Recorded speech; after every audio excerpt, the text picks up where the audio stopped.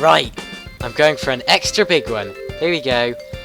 Hello! This is me, Deafening Octopus, and welcome to my, a very special video, because it has been 2 years since I uploaded my very first YouTube video. Yes, 2 years! I can't believe it. It feels like even longer than 2 years. I feel like I've been YouTubing for about 5 years or something. Especially when I look back to my old videos and I'm like, wow, that was so long ago. Actually, I don't tend to look back to my old videos much because I do cringe rather a lot when I watch them. I was a pretty rubbish YouTuber, I admit that myself. And yeah, I was just going to talk about the previous year of YouTube. Because a lot of very interesting things, a lot of very exciting things, and a lot of, well, the last year of YouTube for me was very eventful, and I want to just recap on what happened. So, I'm going to start the year, as I classify it, from when I uploaded last year's 1 year celebration video. So, the first thing I pretty much did was I started a new series, which some of you might remember.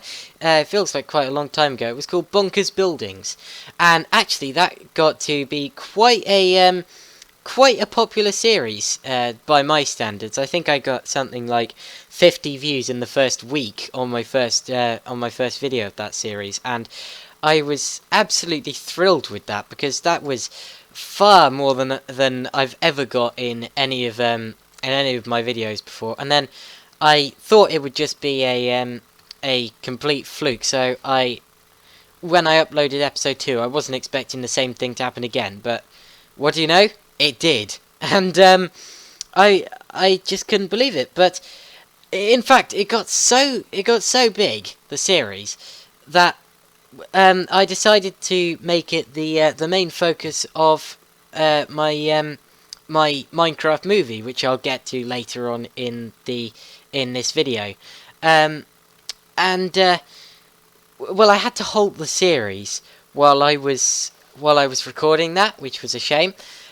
Because I had to make sure that none of the set changed or anything while I was recording that, so I didn't have to keep updating it as I was recording the clips, which would have been very annoying and would have just been impossible, really. So I had to make sure that. So I halted the series, and then of course when the PC was hacked, which I will also get to later on, I had to actually end the series. But announcement! That series is going to be restarting very shortly. Yeah, I know. I just couldn't. I mean, it was my most popular series ever. It just can't end like this. So it's not going to end like this. Also, I haven't actually explained what Bonkers Buildings was for people that don't remember it. Basically, it was a creative series. So basically, it was a bit like I'm Breaking the Floor, but only by myself. So basically, I was given a topic by a comment or by someone in real life or something like that, and I had to build that topic. And I built a racetrack, and I built a giant wooden luxury castle thingy, and actually that was all I actually ever built because I only uploaded 3 episodes of that, so I didn't actually get time to build much of that. So yeah, that series was over pretty quickly, but no, it isn't over whatsoever. Anyway, and another thing that I think changed, well, actually, one thing I think that changed, because Bonkers Buildings wasn't a change, but one thing I think changed in the year was my actual view on YouTube itself, because, well, before this year of YouTube, I thought of YouTube more of like a competition. It was more.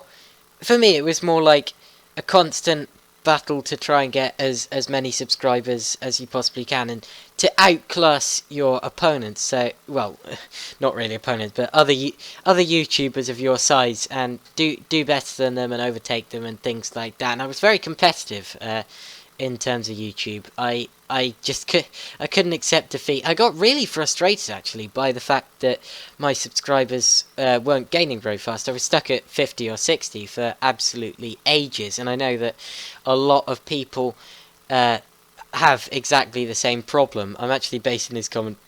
I'm actually aiming this this bit of commentary at someone. You know who you are. Anyway, so yeah, I was getting very frustrated, and then I I I posted a comment on another channel because they brought up how they like it when people comment on their videos, and I posted a comment in that YouTuber's comments saying, yeah, I really do like it when people comment on my videos. It shows that people, well, care about my videos and what I'm doing, and they take the time to to watch them. And I still share that view to this day. I'm very thankful when one of you comments, and I try and read. Well, I do read and I do reply to every comment that anyone ever leaves on my channel. So, yeah, if you do want to post a comment, then I will read it and I will reply to you, unless it's something silly, of course. Well, unless it's something inappropriate, of course. But yeah, and another YouTuber called Phoenix Death Gaming, who you might have heard of. They have something like 30,000 or 20,000, something like that, subscribers, and they saw my comment and they went to my channel. They actually saw my comment and they went to my channel, and they watched my latest video, which at the time was a Hunger Games Chaos video on the Hive server. Actually, I don't think it was Hunger Games at all. I think it was SG Champions, which pretty much the same. It's just Hunger Games, but with a very long grace period, basically. and then yeah, so he commented on that, giving me tips about my microphone, and he told me about sites that I could use for music, for intros and things, because back then I didn't have an intro. And yeah, so he gave me lots of tips about that and how to set up my microphone and things. And and then that made me realise YouTube is more of a community than a competition. You aren't always battling against each other to try and get more subs. You're helping each other along. It's best to do that, actually, sometimes. You'll notice a lot of bigger YouTubers doing, well, a lot of any YouTubers doing that, really, with collaborations and things. You have to kind of help each other along, and everyone's giving people give each other tips and things, and it's very nice to see, it was very nice to see that, and it's given me a completely different view on how YouTube actually works. It's a community. That's why you'll often hear bigger YouTubers talking about the actual YouTube community, and that's what they mean by it, really. Anyway, so then on the 17th of April, so a year and 2 days ago from when I'm recording it, from when I'm recording this, I had a bit of a problem with my YouTube channel. My computer broke down. I can't exactly remember what happened to it. It was too long ago for me to remember, but yeah, I had some kind of technical issue.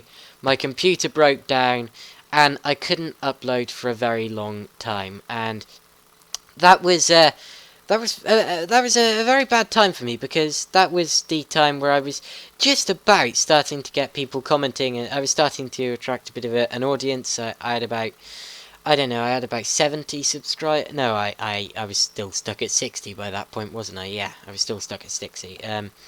But yeah, I started. I was starting to build up a little bit of an audience, and I was really pleased with how things were going. So when my computer broke down, that was quite a big hit. I really struggled in those few weeks without it. I mean, I know, like, people hundreds of years ago got by perfectly without computers, but I mean, I use the computer so often that whenever I don't have the computer, it's just completely different for me. I have to really adjust to that kind of lifestyle every time, and it's hard. It really does take a lot of getting used to. But something very good did come out of it. When I returned to YouTube, my old intro, which I had been using, so the one without any music, you know, the one where I jumped down from the roof. Well, the one where I walked backwards into loads of XP. Some of my older, more my oldest subscribers, not oldest in age, but oldest as in you've been here for the longest. So some of my longest term subscribers might remember that. Anyway, although that didn't that failed. So that of course when I had to get a new PC, that bit of it, so that file was lost, and that meant I had to create a completely new intro. So what I did was, everyone else around that time, and still is actually, everyone else was, everyone pretty much had the same intro, and they pretty much still do. It's it's basically the YouTuber's name moving about while some music plays in the background, and I don't like that. Anyone that knows me will know that I don't like that, and I'm not.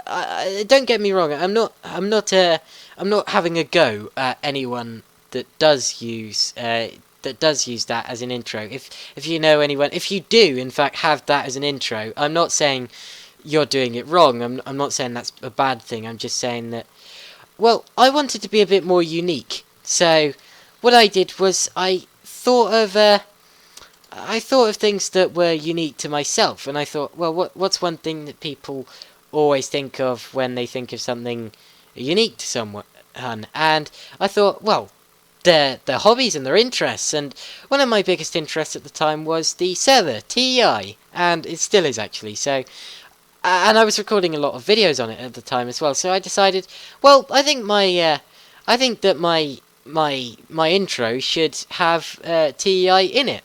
So I wanted to actually include TEI. So I did. I went on TEI and I walked around for a bit, and I tried to find the most random thing I could possibly find. And I think I achieved that by finding a bounce pad crossing a very long canyon into a pond.